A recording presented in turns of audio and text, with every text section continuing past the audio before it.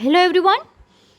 સો આજના લેક્ચરમાં આપણે આગળ એક નવા વાદ વિશે ચર્ચા કરવાની છે કે જે આપણે લાસ્ટ 3 લેક્ચર્સમાં ચર્ચા કરી. સૌ પ્રથમ લેમાર્કવાદ, ત્યાર પછી ડાર્વિનવાદ.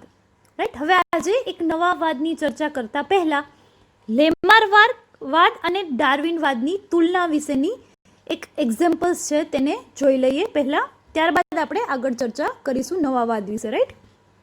તો અહીં તમે જે સ્ક્રીન પર જોઈ શકો છો કે લેમાર્કવાદ અને ડાર્વિનવાદની તુલના, તેના અભ્યાસ માટેની કંઈક એક તમને એક્ઝામ્પલ સાથે કંઈક પોઈન્ટ્સ છે તે આપેલા છે. રાઈટ. તો આપણે પોઈન્ટ્સ છે તેને કમ્પેર કરીએ સૌ પ્રથમ. તો અહીં ઉદાહરણ લીધેલું છે જીરાફની ડોક વિશેનું. રાઈટ. કે જેનું આપણે એક ઉદાહરણ ભણી ગયા છીએ. તો ડાર્વિનના અનુસાર આ ડોકમાં ફેરફાર કેવી રીતે થયા, કે પહેલાના જે જીરાફ હતા તે અને આજના જીરાફ છે તેમાં આવી રીતનું પરિવર્તન કેવી રીતે આવ્યું. તો એક ડાર્વિનના પ્રયોગો, ડાર્વિનના રિસર્ચ પરથી તેનું અનુસંધાન અને લેમાર્કના અનુસંધાને આ બંનેમાં કેવી રીતે ઉદ્વિકાસ થયો તો તેનું કમ્પેરિઝન છે તે આપણે જોવાનું છે. એટલે તમને બંને વાદ છે, બંનેના વિચારો છે તેના વિશેનો ખ્યાલ આવે. રાઈટ. તો સૌ પ્રથમ જે તમે ફર્સ્ટ લેફ્ટ હેન્ડ સાઈડ જે ફર્સ્ટ કોલમ જોવો છો તે કોના વિશે છે? લેમાર્કવાદ વિશે. રાઈટ. એટલે કે એલ. અને સામેની સાઈડ રાઈટ હેન્ડ સાઈડ જે તમે જોઈ રહ્યા છો એક્ઝામ્પલ અને પોઈન્ટ્સ જે છે તે છે બધા ડી મીન્સ ડાર્વિનવાદ વિશેના. ઓકે. તો ફર્સ્ટ પોઈન્ટ જોઈએ આપણે પહેલા લેમાર્કવાદ વિશે ચર્ચા કરી. તો લેમાર્કવાદ મુજબ શું હતું તો કે સૌ પ્રથમ એટલે કે ફર્સ્ટ પોઈન્ટની ચર્ચા કરી રહ્યા છીએ આપણે લેમાર્કવાદમાં કે જીરાફના પૂર્વજ તબક્કામાં ટૂંકી ગ્રીવા એટલે કે નાની ડોક ધરાવતા હતા. રાઈટ. ગ્રીવા ખેંચાયેલી હતી અને ઊંચા વૃક્ષો પર પાંદડાનો ખોરાક માટે તેઓ ઉપયોગ કરતા. હવે ટૂંકી ગ્રીવા હોવાને લીધે તે શું કરતા તો કે ઊંચા વૃક્ષોના પાંદડા જો તેમને ખાવા હોય ખોરાક તરીકે તો તેમને શું કરવું પડે? તેમની ગ્રીવાને થોડી ખેંચવી પડે એટલે કે ઊંચી કરવી પડે. રાઈટ. ત્યારબાદ સેકન્ડ પોઈન્ટ છે કે સંતતિમાં ગ્રીવા વધી તેમજ ખેંચાયેલી હતી અને ઊંચા વૃક્ષોના પાંદડાનો ખોરાક માટે ઉપયોગ કરતી. તો આમ આગળની પેઢીમાં પણ એ લક્ષણ છે તે ઉતરી આવ્યું એવું તેમનું કહેવું હતું કે સંતતિમાં શું થયું તો કે ગ્રીવા છે તે થોડી વધી તેમજ ખેંચાયેલી હતી અને થોડી તેમને ખેંચવી પણ હજી પડતી હતી કેમ કે ધીમે ધીમે છે તે ગ્રીવાનો વધારો થયો એવું કહેવાનું હતું લેમાર્કનું. રાઈટ. અને તેઓ પણ વૃક્ષોના પાંદડાનો ઊંચા વૃક્ષોના પાંદડાનો ખોરાક તરીકે ઉપયોગ કરતા હતા. ત્યારબાદ થર્ડ પોઈન્ટ છે જીરાફની સંતતિમાં ગ્રીવા એ પછીની પેઢીમાં પણ સતત વધી અને તેના પરિણામ સ્વરૂપ આધુનિક જીરાફમાં લાંબી ગ્રીવાનો ઉદ્વિકાસ થયો. તો આ કોના વિચારો હતા અને કોનું સંશોધન હતું? લેમાર્કનું.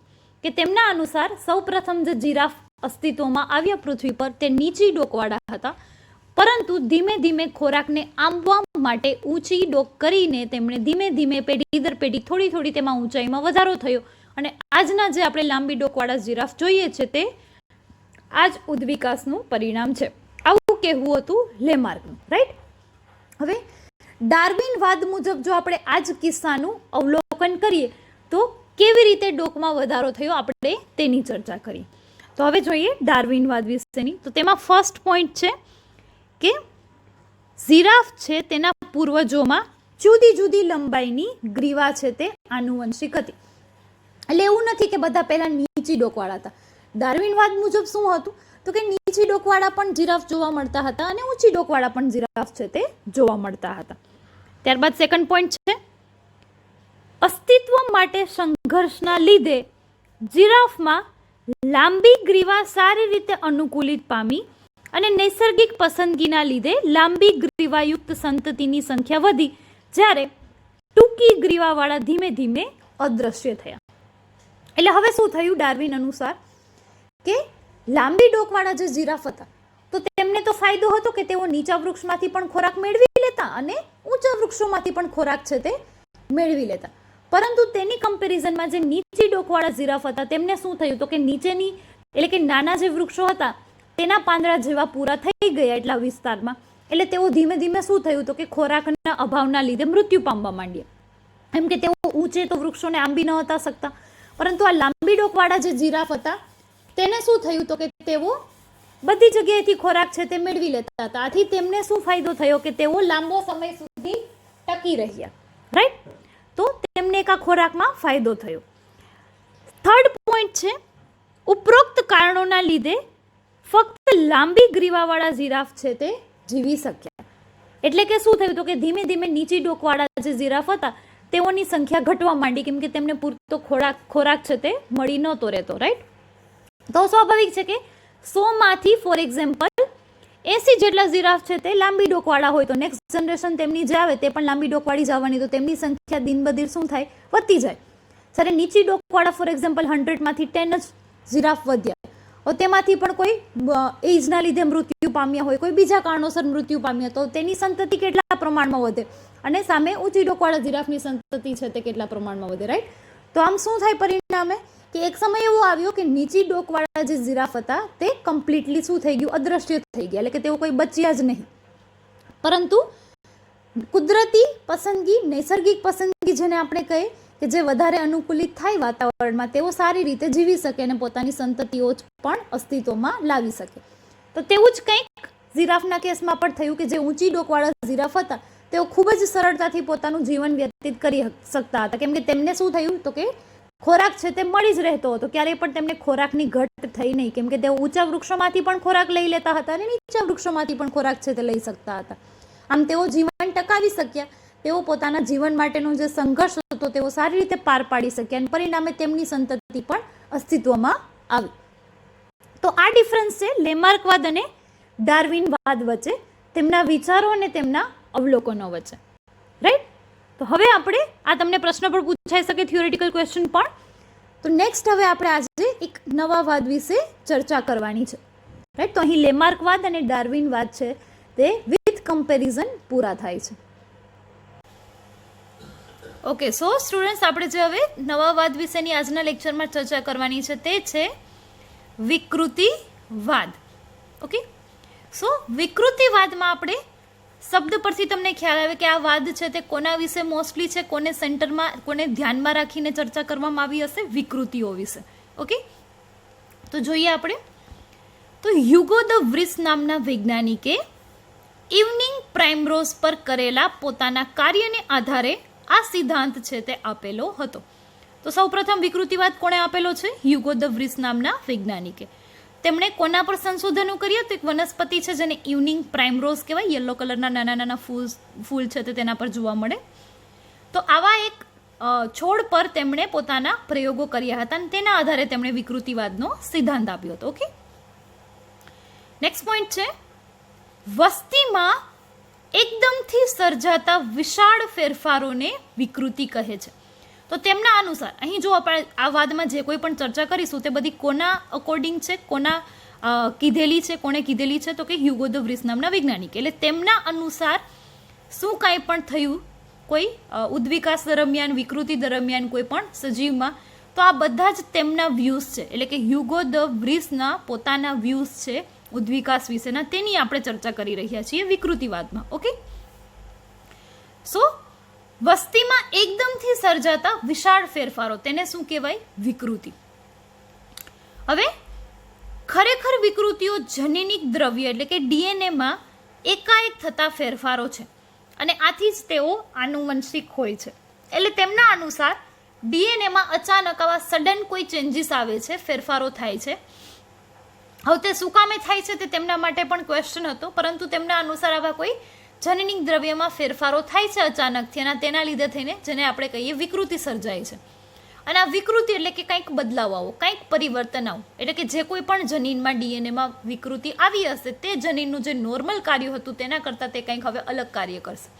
તે પછી પોઝિટિવ પણ હોઈ શકે, એટલે કે કંઈક ફાયદો કરતું પણ કાર્ય હોઈ શકે, અથવા તો તે હોય એના કરતાં નુકસાનકારક પણ બદલાવ હોઈ શકે. પરંતુ આ જે કોઈ પણ હોય, ફાયદાકારક હોય કે નુકસાનકારક હોય, પરંતુ આ જે જનીન દ્રવ્યમાં એકાએક ફેરફાર થાય છે તે પાછા કેવા હોય છે? આનુવંશિક પણ હોય છે. એટલે કે તે વારસામાં નવી પેઢીઓમાં, નવી સંતતિઓમાં ઉતરી આવતા હોય છે. ઓકે, નેક્સ્ટ પોઈન્ટ છે પુનઃ સંયોજન તદુપરાંત વિકૃતિએ એક અન્ય ઘટના છે કે જે ડીએનએમાં ભિન્નતા પ્રેરે છે. એટલે કે નવી જાતિ ઉદ્ભવવા માટેના ઘણા કારણો છે. એક તો છે અનુકૂલન, બીજું છે એટલે કે પોતે પોતાની રીતે કોઈ જાતિઓ છે તે ફેરફાર કરે છે, પરંતુ તે આનુવંશિક તો ક્યારે શક્ય બને? જ્યારે જે તે જાતિના ડીએનએમાં એટલે કે જનીન દ્રવ્યમાં પરિવર્તન આવે, પછી તે કોઈ પણ રીતે આવે, પરંતુ જનીન દ્રવ્યમાં જો પરિવર્તન આવે તો જ તે આનુવંશિક બને, રાઈટ.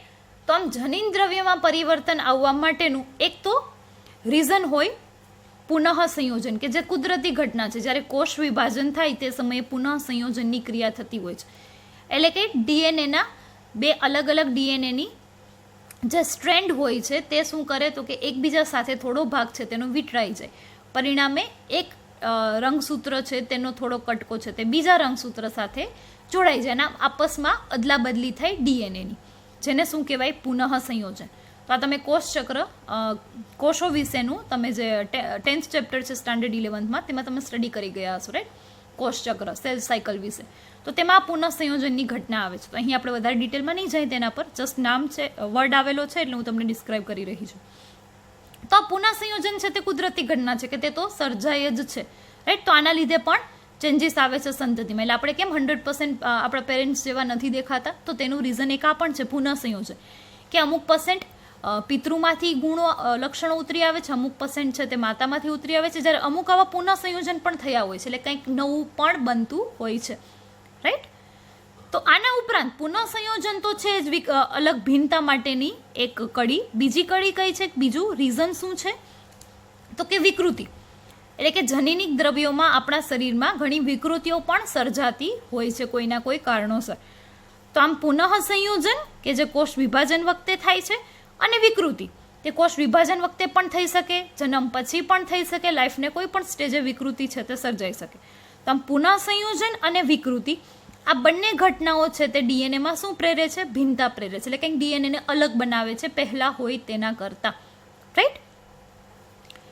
આમ વિકૃતિ એ ભિન્નતાઓનો અસતત સ્ત્રોત છે, એટલે કે તેની કોઈ નિયમિતતા નથી હોતી કે આટલા % વિકૃતિ થશે, આટલા % બદલાવ આવશે, ભિન્નતા આવશે, એવું કંઈ ફિક્સ હોતું નથી. એટલે કે વિકૃતિ એ શું છે તો કે ભિન્નતાનો અસતત સ્ત્રોત છે અને ઉદ્વિકાસ માટેનો કાચો માલ પૂરો પાડે છે. ઇટ મીન્સ વોટ, કે ઉદ્વિકાસ માટે ક્યાંક ને ક્યાંક વિકૃતિ પણ જવાબદાર છે, કેમ કે વિકૃતિના લીધે તો પરિવર્તનો આવે છે, કે કોઈ જાતિ છે તે બીજી જાતિ કરતાં થોડી અલગ પડે છે, કેમ કે લક્ષણો અલગ થઈ જાય છે. તો આ અલગપણાનું, ભિન્નતા માટેનું એક કારણ વિકૃતિ પણ છે. આથી આપણે એવું કહી શકીએ કે ઉદ્વિકાસમાં ક્યાંક ને ક્યાંક વિકૃતિઓનો પણ ફાળો છે, કેમ કે તેના લીધે જ નવી નવી જાતિઓ અસ્તિત્વમાં આવે છે.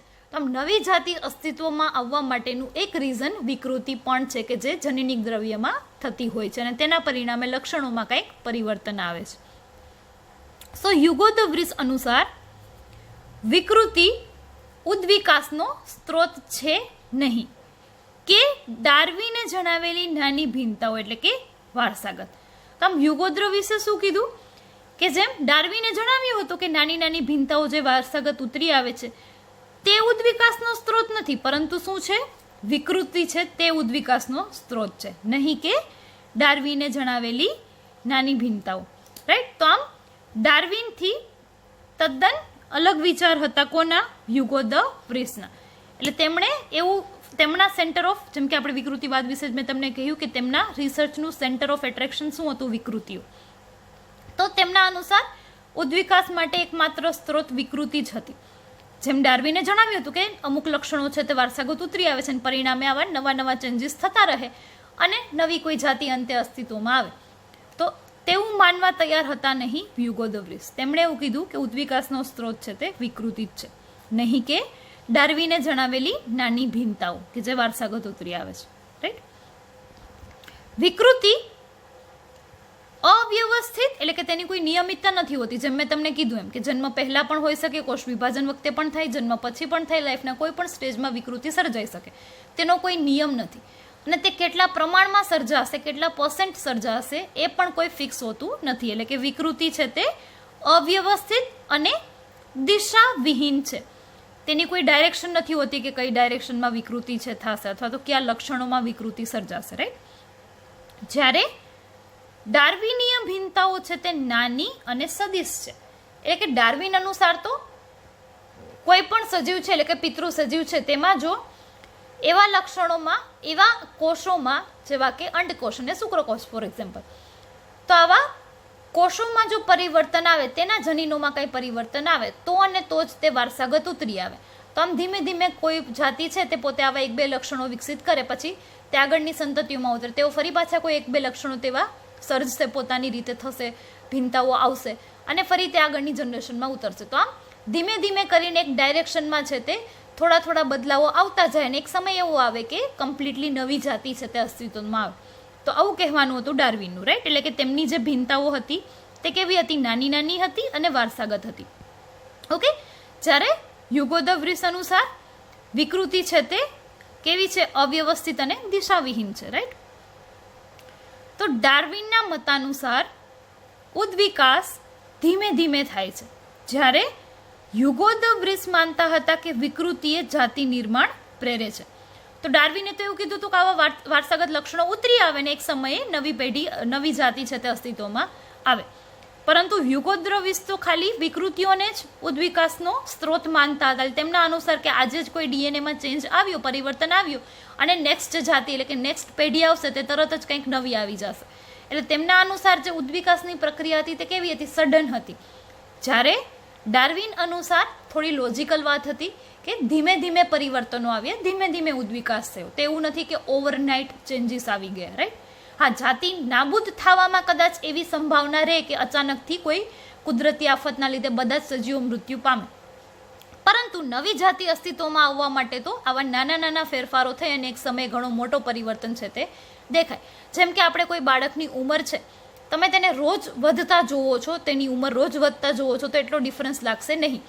પરંતુ કોઈ વ્યક્તિ છે કે તે બાળકને જ્યારે તે 1 વર્ષનું હોય ત્યારે મળ્યું હોય અને સડન 5 વર્ષ પછી મળે, એટલે કે ટોટલ 6 વર્ષનું બાળક થાય ત્યારે મળે, તો તેને બહુ મોટો ફેરફાર લાગશે. કહો કેટલો મોટો પરિવર્તન આવી ગયો બાળકમાં. કેટલું નાનું હતું પહેલાં, કાંઈ ખબર પડતી ન હતી, અને હવે 6 વર્ષનું બાળક એટલે તેને ઘણી સમજ પડતી હોય, રાઈટ. બોલતા આવડી ગયું હોય, ચાલતા આવડી ગયું હોય, બેસતા આવડી ગયું હોય, તો તેમને આ પરિવર્તન કેવું લાગે? બહુ મોટું લાગે. પરંતુ આ પરિવર્તન કેવું થયું? ધીમે ધીમે થયું. પરંતુ અચાનકથી જોવા તમને બહુ મોટો ચેન્જીસ લાગે.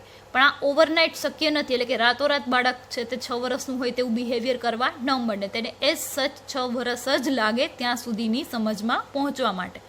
તો આમ ડાર્વિનના જે વિચારો અને જે તેમની સમજૂતી હતી તે થોડી લોજિકલ હતી.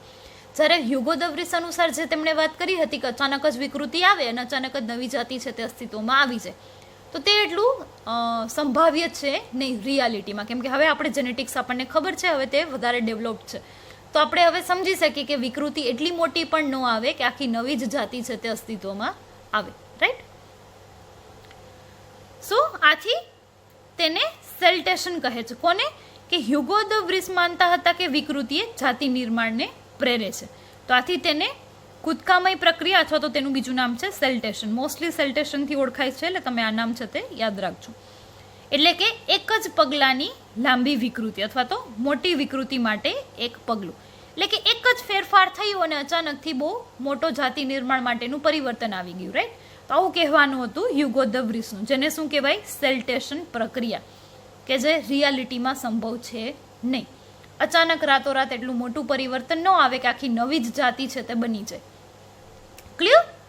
ઓકે. તો હવે આપણે આ વાદમાં આગળ ચર્ચા કરીએ. તો વિકૃતિવાદ વિશેની આપણે ડિસ્ક્રિપ્શન છે તે જોયું કે હ્યુગો ધ વ્રીસ અનુસાર કેવી રીતે, એટલે કે તેમના અનુસાર કેવી રીતે વિકૃતિઓ સર્જાય તેવું તે માનતા હતા અને કેવી રીતે તેમાં પરિવર્તનો આવે. નેક્સ્ટ છે વિકૃતિવાદની ટીકાઓ. તો વિકૃતિવાદની ટીકાઓમાં આપણે ચર્ચા કરીએ કે ક્યાં ખામીઓ છે તે જોવા મળી હ્યુગો ધ વ્રીસના સિદ્ધાંતમાં. તો પહેલું છે, હ્યુગો ધ વ્રીસના વિચાર અનુસારની પ્રાકૃતિક વિકૃતિઓ વધુ સામાન્ય હોતી નથી. એટલે કે તેમણે જેવી વાત કરી કે અચાનકથી કુદરતી રીતે બહુ મોટી વિકૃતિ સર્જાય અને સડન છે તે નવી જાતિ અસ્તિત્વમાં આવે, તો આ સામાન્ય પ્રક્રિયા નથી. કે આવું વારંવાર, કદાચ રેરલી એકાદ વાર એવું સંભવ પણ બને, પરંતુ ઉદ્વિકાસ માટે ફક્ત આ વિકૃતિ જવાબદાર છે તેવું તો આપણે ન કહી શકીએ. કેમ કે આ પ્રાકૃતિક વિકૃતિઓ છે કેવી છે? સામાન્ય નથી હોતી, તે ખૂબ જ રેર હોય છે, રાઈટ.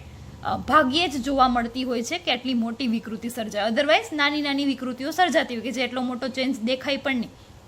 અને એકી સાથે એવા ઘણા બધા નાના નાના પરિવર્તનો થાય ત્યારે કોઈ જાતિ છે તે, નવી જાતિ છે તે અસ્તિત્વમાં આવતી હોય છે કે જેને ખૂબ જ ઘણા બધા વર્ષો લાગે ને ઘણી બધી આવી નાની મોટી વિકૃતિઓ મળી અને છેલ્લે કોઈ નવી જાતિ બનાવતી હોય છે. તો આમ જેમ તેમણે પોતાના વિચારો પ્રકટ કર્યા હતા તે એટલા સામાન્ય છે નહીં. સેકન્ડ છે, વિકૃતિઓ સામાન્ય રીતે પ્રચ્છન્ન અને હાનિકારક છે, જ્યારે ઉદ્વિકાસમાં ભાગ લેતા લક્ષણો સામાન્ય રીતે પ્રભાવી લક્ષણો છે. એટલે આપણને ખબર છે, આપણને જેનેટિક્સમાં આપણે ભણી ગયા કે કોઈ પણ લક્ષણ છે તે બે પ્રકારનું હોય, કોઈ પ્રચ્છન્ન ને બીજું હોય પ્રભાવી. તો એક જનીનના બે કારકો હોય, એક કારક હોય પ્રચ્છન્ન લક્ષણ માટે, એક કારક હોય પ્રભાવી લક્ષણ માટે. પ્રચ્છન્ન એટલે એવું લક્ષણ કે જે શો ન થાય, તેની અભિવ્યક્તિ ન થાય. પ્રભાવી લક્ષણ એટલે કે જે દેખાય, રાઈટ, કે જે થાય. જેમ કે આંખના કલર માટેના એક જનીનમાં બે કારક હોય, એક બ્રાઉન કલરની આઈસ માટેનું અને બીજું બ્લેક કલરની આઈ માટેનું, રાઈટ, એટલે કે બદામી અને કાળા રંગની આંખ. તો પ્રચ્છન્ન કારક બદામી રંગનું હશે એટલે કે તે વ્યક્તિની આંખ બદામી નહીં થાય, પ્રચ્છન્ન જેવું લક્ષણ ક્યારેય અભિવ્યક્ત થાય નહીં. પ્રભાવી જેવું જ લક્ષણ છે તે અભિવ્યક્ત થાય, એટલે ભલે તેનામાં કારક હાજર બદામી કલરનું પણ, બદામી રંગનું પણ હતું, છતાં પણ તે વ્યક્તિની આંખનો કલર છે તે કેવો થશે? કાળા રંગનો, કેમ કે તે કારક કેવું છે? પ્રભાવી છે, રાઈટ. તો મોટા ભાગની જે વિકૃતિઓ થતી હોય સામાન્ય રીતે કેવી થતી હોય? એક તો પ્રચ્છન્ન હોય અને બીજી કેવી હોય? હાનિકારક હોય. તો હવે જે ઉદ્વિકાસમાં જે સજીવો જીવતા રહ્યા તેમના લક્ષણો તો કેવા છે? પ્રભાવી છે. ત્યારે તો તે ટક્યા ને, ત્યારે તો તેમાં તે જોવા મળ્યા. પ્રચ્છન્ન લક્ષણો ક્યારેય દેખાતા જ નથી કોઈ પણ સજીવમાં, રાઈટ. તો આ બંને પણ કોન્ટ્રડિક્ટ છે, એકબીજાથી વિરોધી છે, વિરોધાભાસી છે. કે જો વિકૃતિઓ છે તે મોટા ભાગની આપણને આજના સમયમાં ખબર છે કે એક તો પ્રચ્છન્ન હોય અને બીજી હાનિકારક એટલે કે નુકસાનકારક જ બદલાવ મોસ્ટલી થતા હોય વિકૃતિને કારણે. પરંતુ જે ઉદ્વિકાસના કારણે ટકી ગયા છે જે સજીવો આજે પણ, તેઓમાં તો લક્ષણો છે તે કેવાય? પ્રભાવી હોય તો જ દેખાય છે, નહીંતર એ લક્ષણો શો જ ન થાય. જો પ્રચ્છન્ન હોય તો તેની અભિવ્યક્તિ જ ન થાય. એટલે જેનેટિક્સ સમજ્યા પછી, જનીન વિદ્યાને સમજ્યા પછી આ હ્યુગો ધ વ્રીસની વાત છે તે કોન્ટ્રાડિક્ટ છે. એટલે તેમને કીધું છે તેનાથી ઓપોઝિટ લક્ષણો ધરાવે વિકૃતિઓ છે. તો આમ આવા અમુક લક્ષણોને લીધે, આવા અમુક વિચારોને લીધે વિકૃતિવાદને પણ એટલો બધો સ્વીકૃત છે તે કરવામાં આવ્યો ન હતો. નેક્સ્ટ છે નવો ડાર્વિનવાદ. એટલે કે જે ડાર્વિનવાદે, એટલે કે ડાર્વિન જે પોતાના વાદમાં ડાર્વિને જે સંભાવનાઓ પ્રકટ કરી હતી, જે પોતાના વિચારો રજૂ કર્યા હતા, તેને ધ્યાનમાં રાખીને બીજા ઘણા બધા વૈજ્ઞાનિકોએ પછી ફર્ધર આગળ સંશોધનો કર્યા, રાઈટ. એટલે કે જે તેમની સ્વીકૃત વાતો હતી તે બધી ધ્યાનમાં રાખી, તેમના વિચારોને, તેમના પ્રયોગોને ધ્યાનમાં રાખી અને નવું સંશોધન કરવામાં આવ્યું, જેના આધારે એક નવો ડાર્વિનવાદ છે તે આપવામાં આવ્યો, જેને જૈવિક ઉદ્વિકાસનો આધુનિક સંશ્લેષિત વાદ તરીકે પણ ઓળખવામાં આવે છે. તો ઘણા વૈજ્ઞાનિકો જેવા કે ધ વ્રીસ, સ્ટેબિન્સ, ડોબ્ઝાન્સ્કી, સેવલરાઇસ અને મેયર, આ બધા વૈજ્ઞાનિકોના નામ છે, વગેરેના તાજેતરના સંશોધનો સાથેનો ડાર્વિનવાદનું રૂપાંતરિત સ્વરૂપ છે. તો આ સિદ્ધાંતને અનુલક્ષીને નીચેના લક્ષણો છે તે નવી જાતિના નિર્માણ માટે જરૂરી છે. તો જોઈએ કયા કયા લક્ષણો છે તે. પ્રથમ લક્ષણ છે ઝડપી ગુણન. તો એટલે કે જલ્દીથી કોઈ નવી જાતિ અસ્તિત્વમાં આવવા માટે શું થવું જોઈએ? તો કે એક તો ઝડપી ગુણન થવું જોઈએ. એટલે કે નવી સંતતિઓ છે તે, નવી પેઢીઓ આવવા માટેનો સમય છે તે ઝડપી હોય તો જલ્દીથી નવી જાતિ અસ્તિત્વમાં પણ આવે. બીજું છે મર્યાદિત ખોરાક અને જગ્યા. તો નવી જાતિના નિર્માણ માટે શું જરૂરી છે? તો એક તો ઝડપી ગુણન હોવું જોઈએ. બીજું મર્યાદિત ખોરાક અને જગ્યા, એટલે કે કોમ્પિટિશન થાય તો જે સજીવો જ્યાં ત્યાં રહેતા હોય, જે કોઈ પણ જગ્યામાં રહેતા હોય, તેમને છે પોતાનામાં પરિવર્તન લાવવાની, પોતાની ક્ષમતા અનુસાર જીવન વ્યતીત કરવાની તક મળે. ત્રીજો પોઈન્ટ છે અસ્તિત્વ માટે સંઘર્ષ. તો નવી જાતિનું નિર્માણ તો જ થાય જો તેઓ અસ્તિત્વ માટે સંઘર્ષ કરી શકે, રાઈટ. ફોર્થ છે જનનિક ભિન્નતાઓ. નવી જાતિનું અસ્તિત્વમાં આવવા માટે બીજું શું હોવું જોઈએ? તો કે તેમના જનીનોમાં ભિન્નતાઓ સર્જાવી જોઈએ, નહીતર તો એની જ જાતિ રહેશે. નવી જાતિ બને ક્યારે? તો કે જનનિક ભિન્નતાઓ તો સર્જાવી જોઈએ. તો ભિન્નતાઓ કેટલી રીતે સર્જાઈ શકે? તો પહેલું છે તેના જનનિક ભિન્નતાઓ સર્જાવવા માટેના કારણોમાં પહેલું છે જનીન પુનઃ સંયોજન, કે જે સામાન્ય પ્રક્રિયા છે જે કોષ વિભાજન વખતે જોવા મળે, રાઈટ. તો સામાન્ય રીતે જન્યુ નિર્માણ વખતે વ્યતિકરણની ક્રિયા દ્વારા જનીનોનું નવું સંયોજન બને છે. તે કેવું હોય છે તો કે સતત હોય છે અને લિંગી પ્રજનન કરતી વસ્તીમાં ભિન્નતાઓનો સામાન્ય સ્ત્રોત પણ છે. એટલે કે મોટા ભાગના લિંગી પ્રજનન દર્શાવતા જે પ્રાણીઓ છે તેમના કોષોમાં જે વ્યતિકરણની ક્રિયા થાય અને પરિણામે જનનિક દ્રવ્યની અદલા બદલી થતી હોય છે તેને કારણે જેને શું કહેવાય પુનઃ સંયોજન કહેવાય કે કોઈ એક ડીએનએનો થોડો ટુકડો તૂટી એક રંગસૂત્રમાંથી બીજાના ટુકડામાં જોડાઈ જાય અને બીજાનો છે તે પ્રથમમાં જોડાઈ જાય. તો આમ જનીનોની શું થઈ અદલા બદલી થઈ, ડીએનએની અદલા બદલી થઈ, જેને કહેવાય પુનઃ સંયોજન એટલે કંઈક નવું જોડાણ થવું. અને આ જે રચના થાય જોડાવાની તેને આ જોડાણને કહેવાય વ્યતિકરણ, અથવા તો તે સમયે જે ચોકડીની રચના થાય તેને સ્વસ્તિક ચોકડી કહેવાય. તે કોષ ચક્ર વિશેની જે બાબતો છે ત્યારે તમે ભણી ગયા હશો અલગ અલગ સ્ટેજીસ, રાઈટ. તો એક તો આ રીઝન છે જનનિક ભિન્નતા આવવાનું કે પુનઃ સંયોજન થાય. ઓકે, બીજું શું છે ભિન્નતા આવવાનું કારણ તો કે વિકૃતિ, કે જે ભિન્નતાઓનો કેવો છે અસતત સ્ત્રોત છે. વિકૃતિ કોઈ ફિક્સ રીતે થતું નથી. જેમ કે આ કોષ વિભાજન વખતે જ પુનઃ સંયોજન જોવા મળે, વિકૃતિમાં એવું નથી, તે ગમે ત્યારે જોવા મળે. તો બીજું ભિન્નતા માટેનું રીઝન છે, કારણ છે વિકૃતિ. ત્રીજું કારણ છે સંકરણ. તે સજીવોનું સંકરણ છે કે જેમાં સજીવો એક કે વધુ લક્ષણો માટે જનનિક રીતે અલગ હોય છે. એટલે કે સંકરણ કરવામાં આવતું હોય છે, કુદરતી પણ હોય અને પ્રાકૃતિક પણ હોઈ શકે છે. હવે તો આમ અલગ અલગ રીતે સંકરણની પ્રક્રિયા થાય તેના લીધે થઈને બે અલગ અલગ જાતિના લક્ષણો છે તે એક જાતિમાં જોવા મળે, જેને આપણે સંકર જાત પણ કહીએ છીએ, એટલે કે નવી જાત અસ્તિત્વમાં આવે, રાઈટ. ચોથું રીઝન છે ભિન્નતાઓ આવવા માટેનું જનીન સ્થળાંતરણ અને જનીન પ્રવાહ. એટલે કે જ્યારે વસ્તીનો કોઈ ભાગ અન્ય વિસ્તારમાં સ્થળાંતરણ કરે અને વસ્તી નિર્માણ કરે ત્યારે મુખ્ય વસ્તી અને નવી વસ્તી બંનેમાં જનીન આવૃત્તિમાં ફેરફાર થાય છે. આ જનીનો નવી વસ્તીમાં ઉમેરાય છે અને તે જૂની વસ્તીમાંથી દૂર થાય છે. હવે જો આ જનીન સ્થળાંતરણ ઘણી વખત થાય તો તે જનીન પ્રવાહ કહેવાય છે. એટલે કે જનીન સ્થળાંતરણ અથવા તો જનીન પ્રવાહ એટલે શું? પ્રવાહ એટલે વહેવું, રાઈટ, એક જગ્યાએથી બીજી જગ્યાએ જવું. તો ઘણી વખત શું થતું હોય કે કોઈ એક જગ્યાએ રહેતા એક જાતિના સજીવો છે તે સ્થળાંતરણ કરતા હોય છે, રાઈટ. પ્રાણીઓમાં આવું વિચરણ છે તે થતું જ રહેતું હોય છે. તો હવે માનો કે ફોર એક્ઝામ્પલ તે સ્થળાંતરણ કરીને કોઈ નવી જગ્યાએ જાય છે અને હવે ત્યાં રહેતા પહેલેથી રહેતા ત્યાંના લક્ષણો ધરાવતા ત્યાંના અનુકૂલનો ધરાવતા સજીવો સાથે ફોર એક્ઝામ્પલ સંકરણ થાય અને ફલનની પ્રક્રિયાને પરિણામે નવી સંતતિઓ છે તે અસ્તિત્વમાં આવે. તો હવે તેમાં લક્ષણ છે તે કેવા આવશે? બંને જાતિના અલગ અલગ જે હતા તે આવશે. તો પરિણામે એક આખી કેવી નવી જ જાત છે તે અસ્તિત્વમાં આવી. તો આમ ભિન્નતા માટેનું એક કારણ છે જનીન પ્રવાહ પણ છે.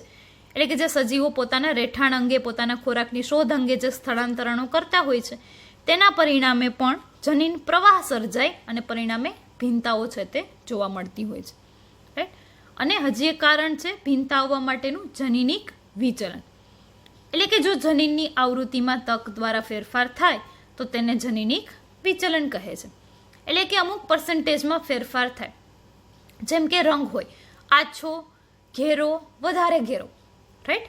તો light, dark and darkest.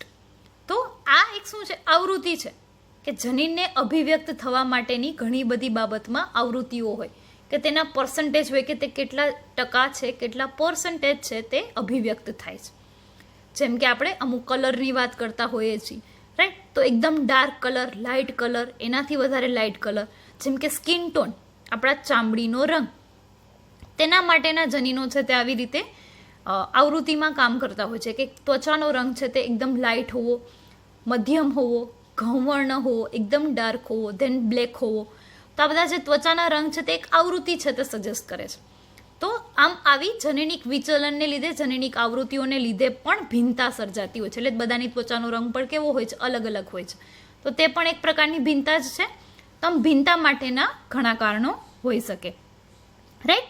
Next આગળ જોઈએ નવી જાતિના નિર્માણ માટેના લક્ષણમાં 5th લક્ષણ છે પ્રાકૃતિક પસંદગીનું. તો પ્રાકૃતિક પસંદગી સંતતિમાં એવી પ્રક્રિયા છે કે જેમાં વારસાગમન થઈ શકે તેવી ભિન્નતાઓ જીવનને ટકાવી શકે છે અને વધુ પ્રજનનક્ષમ બને છે તથા મોટી સંખ્યામાં સંતતિ છે તે સર્જવા તે જવાબદાર હોય છે. આમ તર્ક આધારિત વિશ્લેષણ આપણને વિશ્વાસ અપાવે છે કે વિકૃતિ જનીન પ્રવાહ, જનીનિક વિચલન અથવા જનનકોષ નિર્માણ દરમિયાન પુનઃ સંયોજનને કારણે સર્જાતી ભિન્નતા ભાવિ પેઢીમાં જનીનોની તેમજ વૈકલ્પિક કારકોની આવૃત્તિના ફેરફારમાં પરિણમે છે. એટલે કે જે હમણાં આપણે જે જનીનોની ભિન્નતા માટેના કારણો જોયા, રાઈટ, 5 કારણો જોયા ઈ સુધીના. તો આ બધા જ કારણોના લીધે શું થાય? પ્રાકૃતિક પસંદગી થાય. એટલે કે જે બધા જ પોઝિટિવ કારણો ધરાવે તેવી જાતિ છે તે પોતાનું અસ્તિત્વ ટકાવી શકે. એટલે કે કુદરત તેની પસંદગી કરે છે જીવન ટકાવી રાખવા માટે, અને પરિણામે નવી જાતિનો ઉદ્ભવ થાય. અને લાસ્ટ 6th પોઈન્ટ છે અલગીકરણ. તો અલગીકરણ એ કેવી છે? આંતર સંકરણને અટકાવવા માટેની અમુક અવરોધો દ્વારા થતી અલગ પડવાની પ્રક્રિયા છે. અલગીકરણ, અલગ પાડવું, રાઈટ. કોનાથી અલગ પાડવું? તો કે બે જાતિઓને એકબીજાથી અલગ પાડવી. બે જાતિ એકબીજાથી અલગ કેવી રીતે પડે? તો કે કંઈક લક્ષણોમાં એક ભિન્નતા માટેની જે બોર્ડર લાઈન હોય કે કોઈમાં આ લક્ષણ છે, કોઈમાં આ લક્ષણ છે. સેમ ખોરાક જ છે, બંને ખોરાક લે છે, પણ ઘણા કંઈક અલગ પ્રકારનો ખોરાક લે છે, બીજા છે તે કંઈક અલગ પ્રકારનો ખોરાક લે છે. તો આમ આંતર સંકરણને અટકાવવા એટલે કે બધા સજીવોને એકબીજા સાથે સંકરણ કરતા અટકાવવા, એટલે અલગ અલગ જાતો હોય છે. જેમ કે વાઘની પ્રજાતિ છે તો તે કુદરતી રીતે સંકરણ કોની સાથે કરી શકે? પોતાની જ પ્રજાતિના કોઈ સભ્ય સાથે, રાઈટ. જેમ કે ફોર એક્ઝામ્પલ વાઘનું સંકરણ છે તે હાથી સાથે થઈ શકે નહીં. શું કામે? તો આના માટેના અવરોધો છે, કુદરતી અવરોધો છે. શરીર રચના એવી છે, તેમની જીવન નિર્વાહની પ્રવૃત્તિઓ એવી છે, જેના કારણે શું થાય? તો કે આવું અલગીકરણની પ્રક્રિયા થાય, એટલે કે અલગ પડવાની પ્રક્રિયા થાય. પરિણામે વસ્તીઓ વચ્ચેનું બ્રાજનીન અલગીકરણ ચોક્કસ અવરોધોને લીધે નવી જાતિના નિર્માણ તરફ દોરી જાય છે. એટલે કે બધા એક સરખી જાતિ છે તે અસ્તિત્વમાં નથી આવતી, પરંતુ એક પર્ટિક્યુલર ફિક્સ નવી જાતિ અસ્તિત્વમાં આવે છે. એટલે કે લક્ષણો એટલા પણ મિશ્રિત નથી થતા કે બધા પાછા ફરી પાછા અલગ છતાં પણ એક સમાન દેખાય, રાઈટ. તો આવા ઘણા બધા અવરોધો હોય છે કે જે અલગીકરણ માટે જવાબદાર હોય છે. ક્લિયર? તો આજના લેક્ચરમાં આપણે અહીં સુધી જ રાખીશું. આપણે નવા ડાર્વિનવાદ વિશેના એટલે કે નવી જાતિના નિર્માણ માટેના અલગ અલગ વૈજ્ઞાનિકોના મંતવ્યો હતા કે જે ડાર્વિનવાદને ધ્યાનમાં રાખીને તેમને આગળ આપેલા હતા, તેવા આપણે 6 પોઈન્ટ્સની ચર્ચા કરી, રાઈટ. જેમાં જનીનિક ભિન્નતા માટેના પાછા 5 ટોપિક આપણે જોયા કે કેવી રીતે જનીનનું ભિન્નતા છે તે સર્જાઈ શકે. નેક્સ્ટ લેક્ચરમાં આપણે ફરી આગળ ચર્ચા કરીશું. તો આપણે આજના લેક્ચરમાં અહીં સુધી જ રાખીએ. શરૂઆત આપણે કરી લેમાર્ક અને ડાર્વિનના વાદની વચ્ચેની સમતુલનની અથવા તો તેમની વચ્ચેની જે સમાનતાઓ હતી તેના વિશેની. નેક્સ્ટ આપણે ચર્ચા કરી વિકૃતિવાદ વિશે, અને લાસ્ટમાં આપણે નવા ડાર્વિનવાદ વિશેના એટલે કે નવા જાતિના નિર્માણ માટેના અમુક પોઈન્ટ્સ છે, અમુક લક્ષણો છે તે જોયા કે જે 6 હતા. ઓકે, તો હવે નેક્સ્ટ લેક્ચરમાં આગળ ચર્ચા કરીશું, રાઈટ. Thank you.